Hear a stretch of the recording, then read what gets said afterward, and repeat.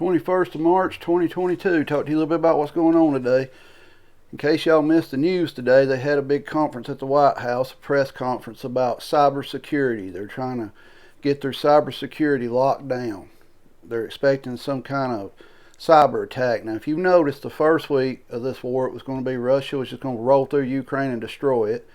Second week, it turned into the Russians are stalemated. They can't move. They ran out of their supplies. They can't keep supplies up. Third week was they're going to use nuclear weapons. Fourth week, they're going to use chemical biological weapons. And now they're pushing the cyber security stuff. Guys, this is just to keep you confused to what's going on over. I'm still not sure what's going on over there. We're still seeing Ukraine is winning every battle they fight.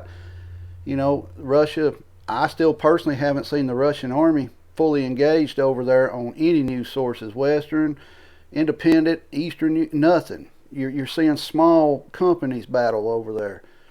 We're seeing a lot of bombing take place, shelling and bombing, but we still haven't really seen the Russian Air Force get involved in here. The deadline for the city over there, what's Russia going to do now? Are they going to flatten the city? Who knows, But I noticed today they're pressing the cyber attacks on infrastructure attacks, our water, our power, gas lines, banking systems, things like that. They're now screaming that's going to come under attack, and they're trying to get companies to they're calling it lock the door on them so it can't happen.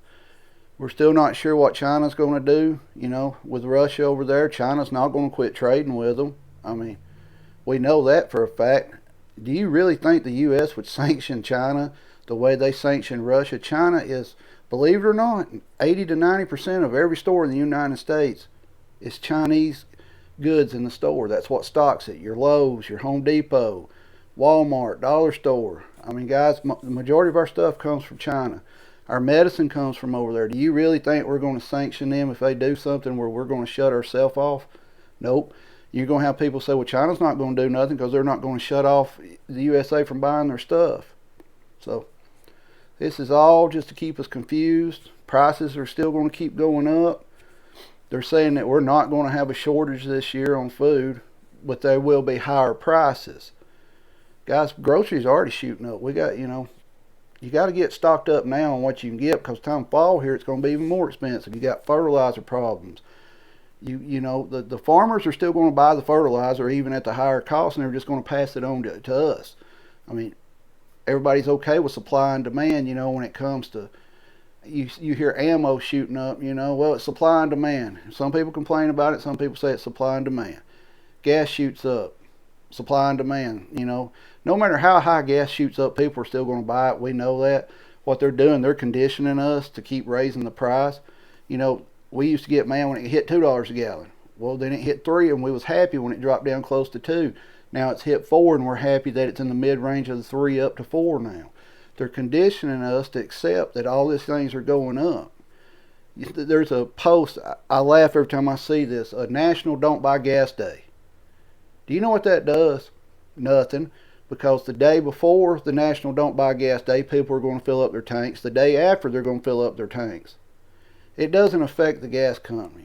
I still think we're going to see the states and the federal government drop their taxes on the gas just to keep it down.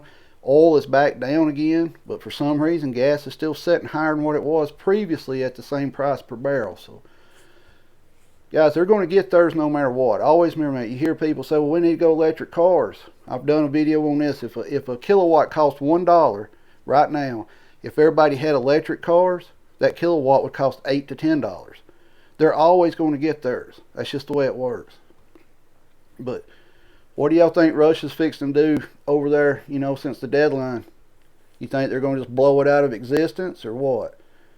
You hear a lot of people talk about nuclear wars coming. I'm not personally concerned with nuclear war because, like I've said before, your best chances of nuclear war is to either, honestly, be nowhere near where it hits and nowhere near where the fallout goes, or be right in the middle of it. That's my thoughts on a nuclear war. You can have your gas mask, you can have your full suits, you can have all that. But guys, what did this past 2 years show us? You can have all the gear you want. One slip up, one mistake, not decontaminating yourself, you're exposed. So There's a lot going on and a lot to talk about it. You've got channels on here every day saying nuclear war is coming. I personally don't sit around and worry about nuclear war. That happens, we're all into it. That's just the way I look at it. There's not going to be a winner in a nuclear war if it's all out nuclear war. There's not going to be a winner.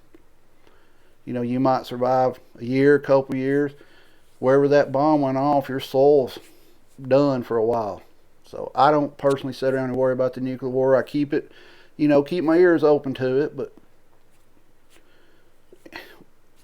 I personally don't sit and worry about a nuclear war. I worry more about prices going up, the global reset, which is coming. They're going to digitalize the dollar pretty soon.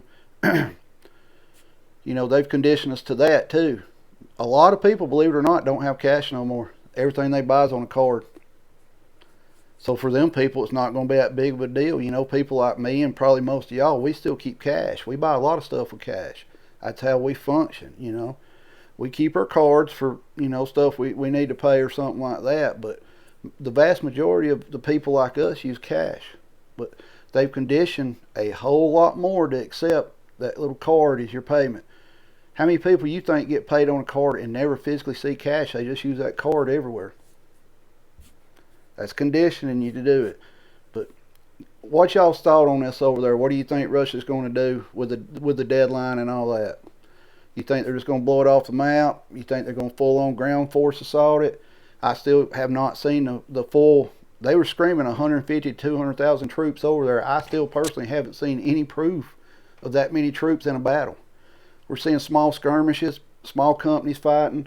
We're seeing a little bit of tank, fighting as far as blowing up buildings and stuff, but we're not seeing a full-on ground assault over there. I'm still not 100% convinced that the capital in Ukraine is surrounded. Looks like if it was surrounded, they'd just be lobbing artillery in there every day, but we're not seeing that. So what's y'all's thought on this? If you haven't subscribed, please subscribe to the channel. Like or dislike the video. Doesn't matter to me. Comment below. The more interaction I have with y'all, the higher up in the analytics I go, the more I get seen. I want to thank every one of you that has subscribed and everyone who's watching the video. Any of my videos, feel free to share them to family, friends, whatever. I hope everybody's having a good day. But y'all give me your thoughts on what y'all think Russia's going to do with this deadline. Everybody have a good day.